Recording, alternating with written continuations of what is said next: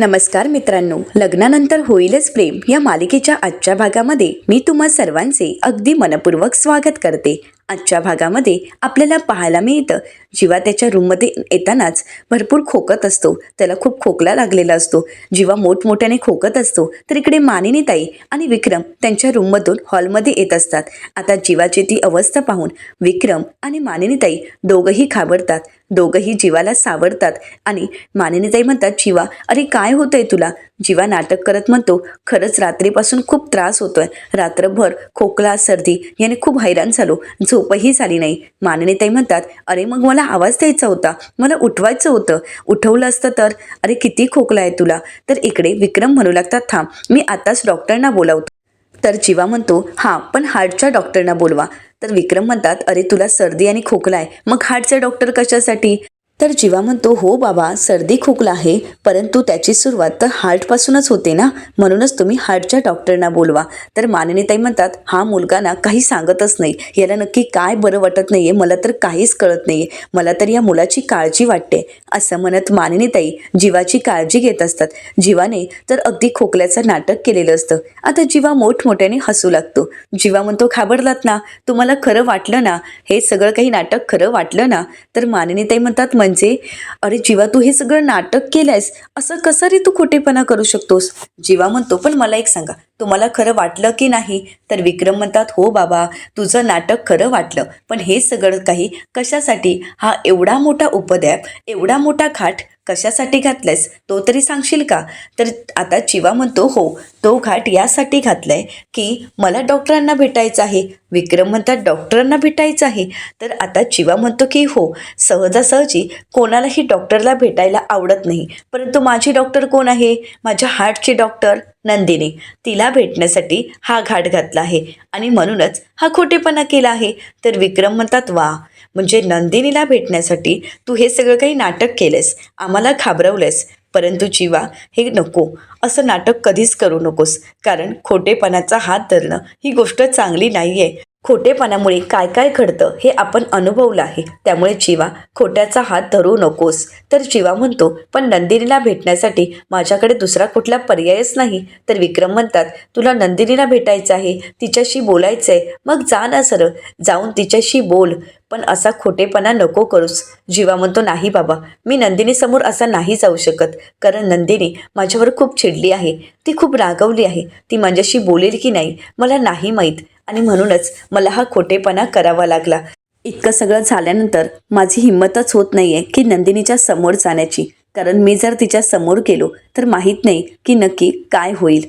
एकतर मी समोर गेलो तर ती रडेल, नाहीतर मला रडायला येईल, कारण जे काही घडलंय ते खरंच खूप चुकीचं घडलं आहे आणि त्यामुळे तिला खूप त्रास झाला आहे आणि मला तिला अजून त्रास नाही द्यायचा आहे।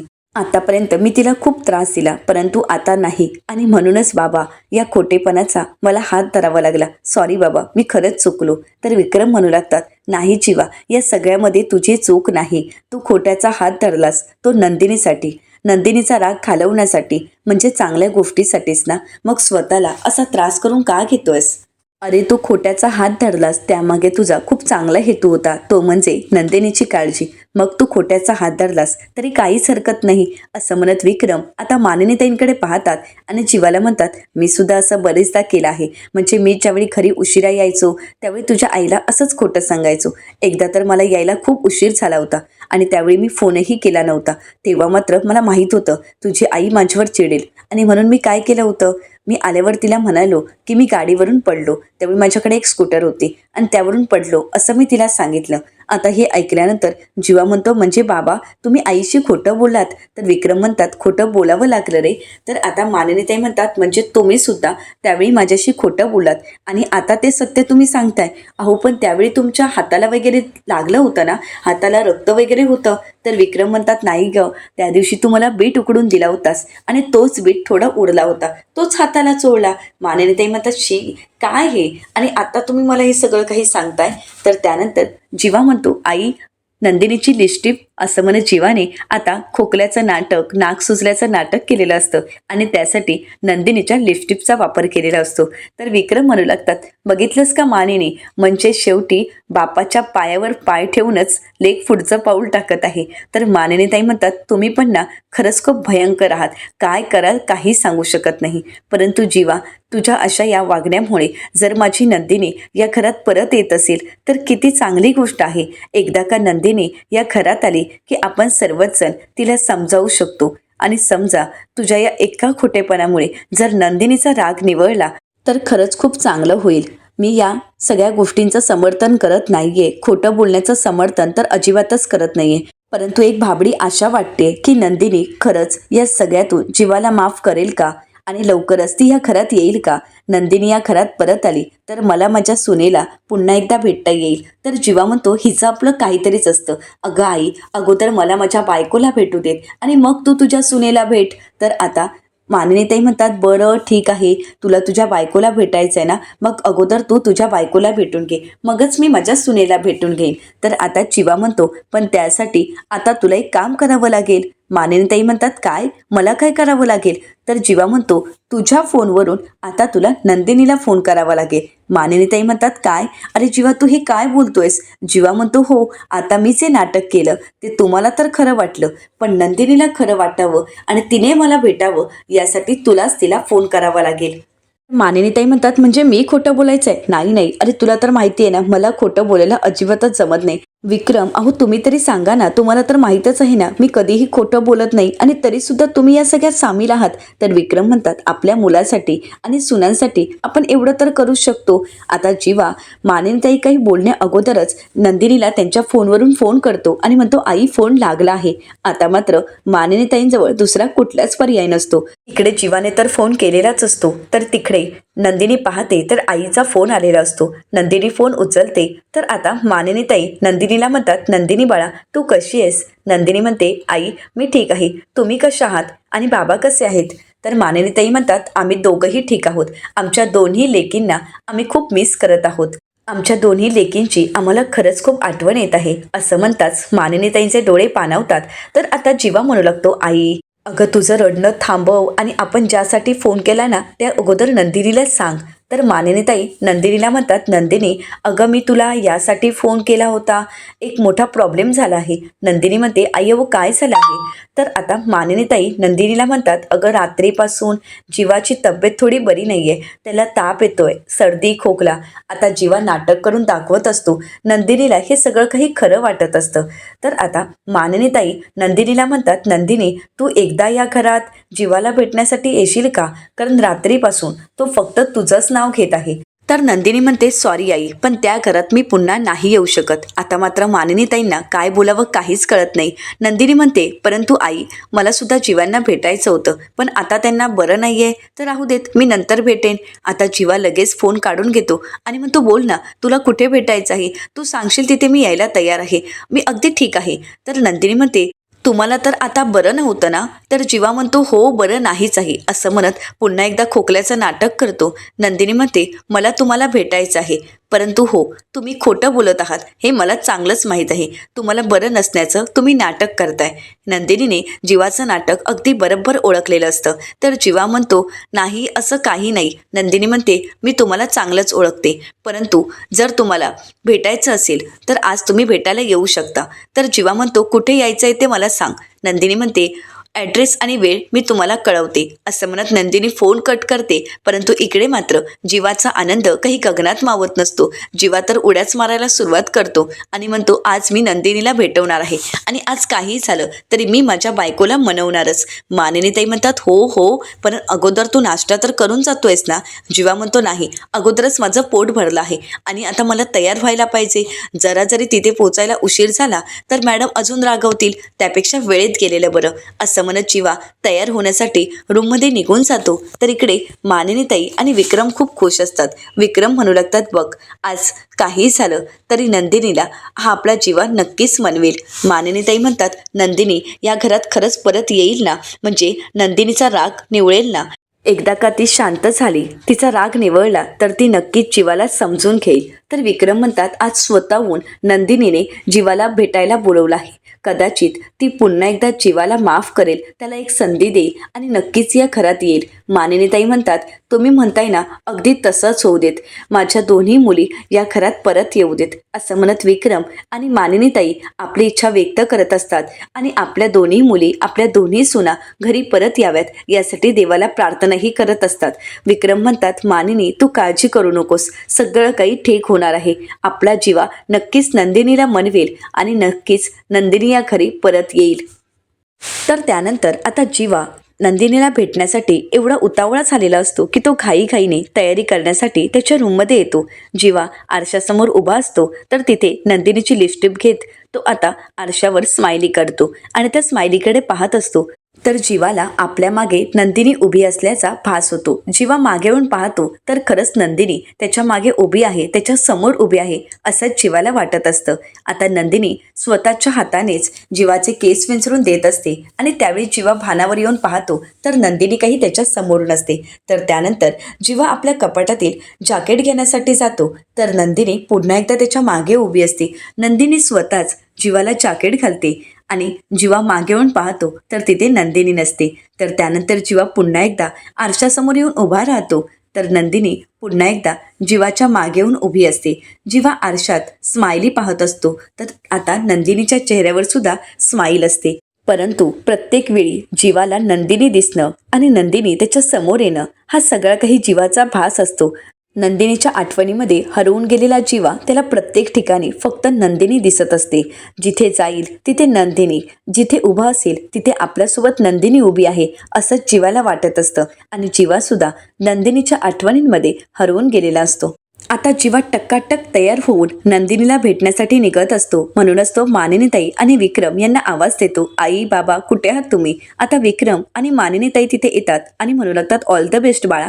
तर विक्रम म्हणतात, मोहीम तर फत्तेच करून यायची आहे. तर जीवा म्हणतो, होणार होणार, अगदी सगळं काही तुमच्या मनासारखं होणार, फक्त तुमचे आशीर्वाद हवेत. असं म्हणत जीवा त्यांचे आशीर्वाद घेणार आणि घराबाहेर पडणार. परंतु चांगल्या कामाला जाताना कोणीतरी आड यावं, तसंच वसू आत्या आणि रम्या जीवाच्या आड येतात आणि आवाज देत म्हणतात, जीवा थांब. जीवा तिथेच थांबतो. वसू आत्या जीवाला म्हणतात, जीवा आता कुठे निघालायस तू. जीवा म्हणतो, आता कुठे म्हणजे मी नंदिनीला भेटायला जात आहे.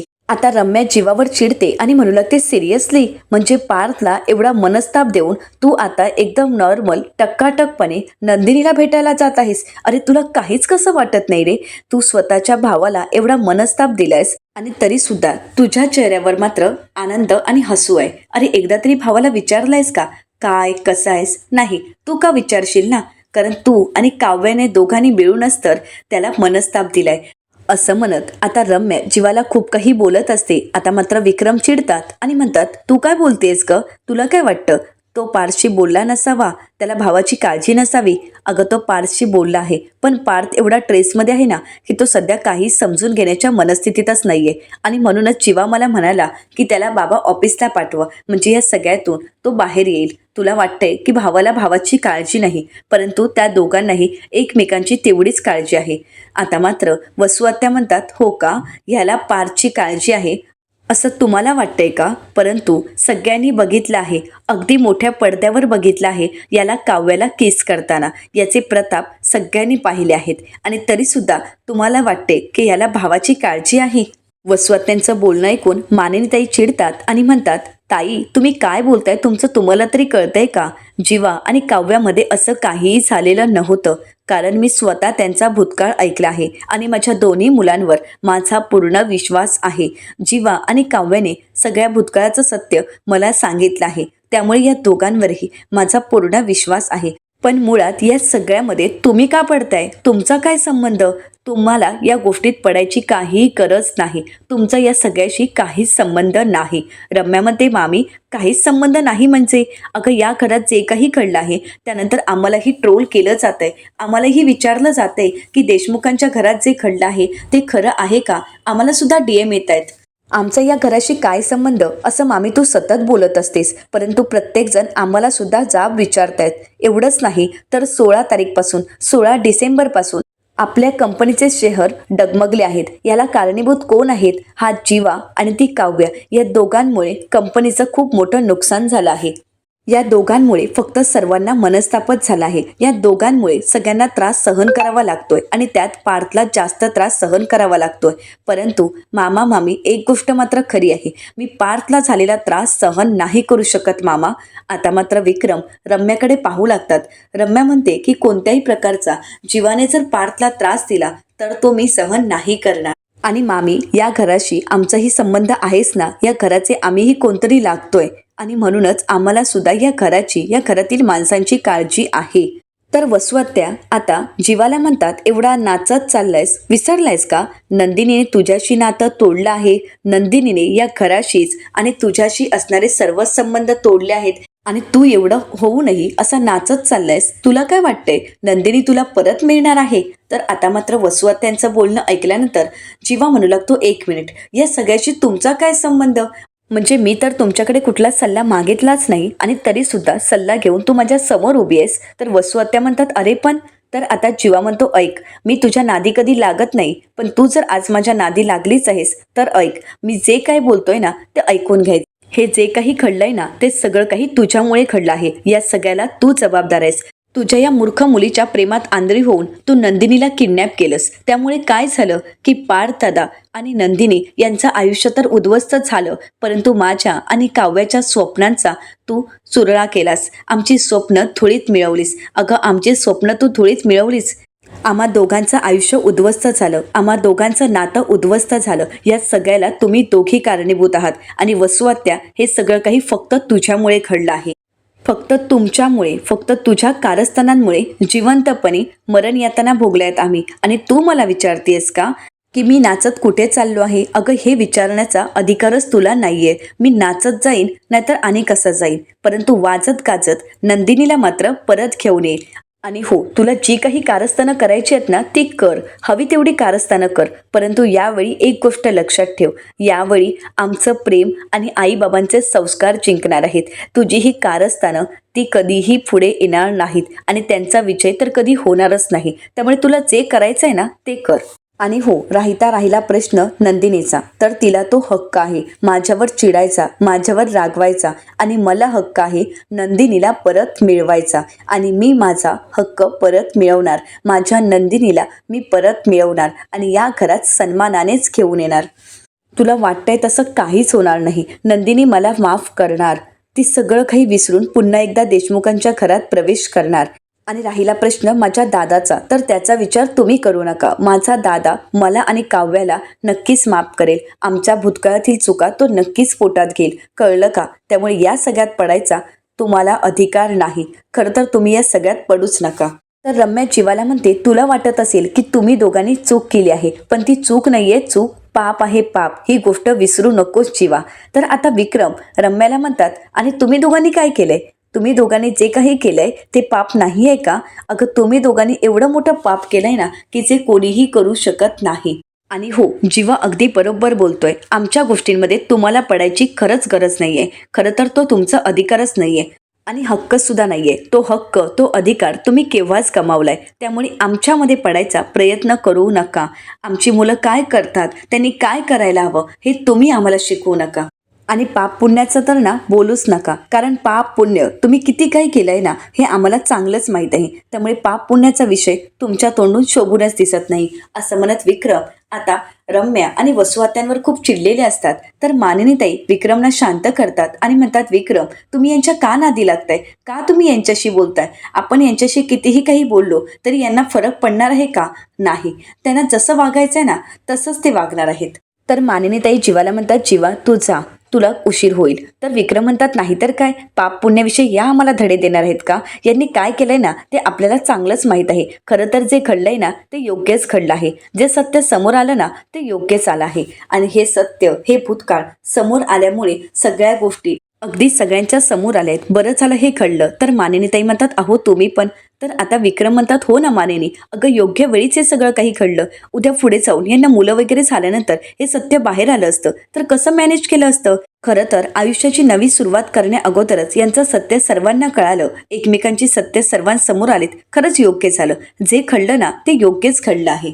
पण मला एका प्रश्नाचं उत्तर अजूनही कळालं नाही की हे फोटो या घरात आलेच कुठून. आता मात्र वसू आत्या आणि रम्या पूर्णपणे घाबरून जातात. त्यांना धक्काच बसतो. तर मानिनीताई म्हणतात, हो ना, तुम्ही अगदी बरोबर बोलत आहात. आशा सुद्धा मला तेच बोलत होती की हे फोटो या घरात आलेच कुठून. आता मात्र जीवा सुद्धा या बोलण्याचा विचार करू लागतो. परंतु त्याचवेळी जीवाला नंदिनीचा फोन येतो. तर आता जीवा म्हणतो, हो निघालोच आहे, मी ऑन द वेच आहे, असं म्हणत जीवा निघालेला असतो. तर मानिनीताई आणि विक्रम जीवाला म्हणतात, काळजी करू नकोस, शांतपणे तिच्याशी बोल, सगळं काही नीट होईल. आमची खात्री आहे की नंदिनी नक्कीच तुला समजून घेईल, असं म्हणत आता जीवा नंदिनीला भेटण्यासाठी निघालेला असतो. तर दुसरीकडे पाहायला मिळतं, नंदिनी त्या ठिकाणावर पोचलेली असते. नंदिनी आता हॉटेलवर आलेली असते आणि जीवाची वाट पाहत असते. परंतु जीवा आता धाप टाकत तिथपर्यंत पोचतो आणि एका व्यक्तीला धक्काही लागतो. जीवा त्याला सॉरी म्हणतो. आता जीवा पाणी शोधत असतो. नंदिनी लगेच जीवाला पाण्याची बॉटल पुढे करते आणि म्हणते, हे घ्या. आता जीवा पाणी पितो, शांत होतो आणि म्हणू लागतो, सॉरी, खरंच माझ्यामुळे तुला उशीर वगैरे तर झाला नाही ना? खरं सांगू का, आतापर्यंत मला उशीर झाला तर समोरच्या व्यक्तीला मी ट्रॅफिकची कारणं द्यायचो, पण आज खरंच अगदी मनापासून वेळेत निघालो तर खरंच रस्ता पूर्णपणे जाम होता. तुझी शपथ. आणि हो, थँक्यू सो मच की तू मला भेटायला बोलवलं, आणि सॉरी त्यासाठी, कारण मी तुला आईच्या फोनवरून फोन केला होता आणि मला बरं नाही हे कारण दिलं होतं. सॉरी हां. पण मी तरी काय करणार, कारण मला डॉक्टरला भेटायचं होतं. खरं तर डॉक्टरला भेटायला कोणालाच आवडत नाही, परंतु माझ्या हार्टची डॉक्टर तर तूच आहेस, कारण तुझ्याशिवाय मी तर अपूर्णच आहे. अगं, ज्या वेळी रूममध्ये पाऊल टाकतो तेव्हा तेव्हा तू असल्याचा भास होतो. खरंच. आता मात्र नंदिनी जीवाला म्हणते, आपण महत्त्वाच्या विषयावर बोलूयात का?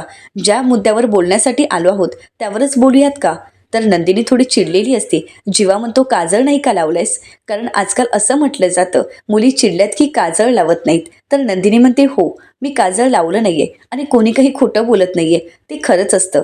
मुली चिडल्यात की काजळ लावत नाहीत, परंतु काजळ लावून तरी काय उपयोग? खरं तर माझ्यामुळेच कितीतरी जणांना नजर लागली आहे, किती जणांचे संसार उद्ध्वस्त झाले आहेत आणि किती जण माझ्यामुळे दुखावले गेले आहेत. माझीच नजर लागली असेल. तर जीवा म्हणतो, प्लीज तू असं स्वतःला दोष देऊ नकोस ना.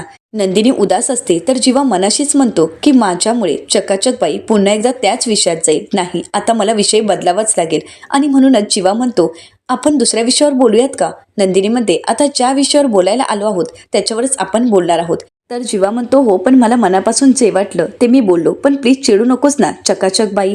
तर नंदिनी म्हणते, प्लीज मला नंदिनी म्हणाल का? आता मात्र जीवाला धक्काच बसतो. जीवा नंदिनीकडे पाहू लागतो. तर नंदिनी पुढे म्हणते, आणि मला जे सांगायचं आहे. त्याचवेळी नंदिनीला आवाज दिला जातो आणि वेटर म्हणतात की नंदिनी मोहिते, तुमचं टेबल तयार आहे. आता हे ऐकल्यानंतर जीवाला अजून धक्का बसतो. जीवा म्हणतो, नंदिनी मोहिते? आता नंदिनी आतमध्ये निघून जाते. जीवा मात्र नंदिनीच्या या वागण्याचा आणि नंदिनीने आपलं आडनाव बदलण्याचा विचार करू लागतो. तर येणाऱ्या पुढील भागामध्ये आपल्याला पाहायला मिळतं, नंदिनीने सगळं काही जीवाला सांगितलेलं असतं. आता मात्र जीवा पूर्णपणे बिथरून गेलेला असतो. जीवा नंदिनीला म्हणतो, नाही नंदिनी, तू असं नाही करणार, तू डिवोर्स नाही ना घेणार, आणि या जीवा नंदिनीला कोणीही वेगळं करू शकणार नाही, ते दोघंही वेगळे नाही होणार. नंदिनी म्हणते, आता वेगळं होण्यातच शहाणपण आहे, आता आपल्या दोघांना वेगळं व्हावंच लागेल. आता हे ऐकल्यानंतर जीवाला धक्काच बसतो. तर दुसरीकडे आता पार्थसाठी काव्याने ऑर्डर पाठवलेली असते. तर काव्या पार्थला फोनवर म्हणते, देशमुख, आपण दोघंही एकत्र पेस्ट्री खाणारच आहोत, परंतु तोपर्यंत हे तुमच्या मैत्रिणीचं प्रेम समजा. तर आता पार्थ काव्याला उत्तर देत म्हणतो, प्रेम हा शब्द मी माझ्या डिक्शनरीतून केव्हाच काढून टाकला आहे. आता हे ऐकल्यानंतर काव्याला धक्काच बसतो. तर आता काव्या पार्थच्या डिक्शनरीतला प्रेम हा शब्द परत कसा घेऊन येईल? तर दुसरीकडे डिवोर्सची मागणी करणाऱ्या नंदिनीला जीवा कशा प्रकारे समजवेल हे पाहणं अतिशय रंजक ठरणार आहे. मित्रांनो, अशाच मालिकांचे नवनवीन अपडेट पाहण्यासाठी चॅनलला नक्कीच सबस्क्राईब करा. आजचा हा व्हिडिओ आवडला असेल तर व्हिडिओला लाईक करायलाही विसरू नका. व्हिडिओ पाहिल्याबद्दल तुम्हा सर्वांचे अगदी मनपूर्वक धन्यवाद.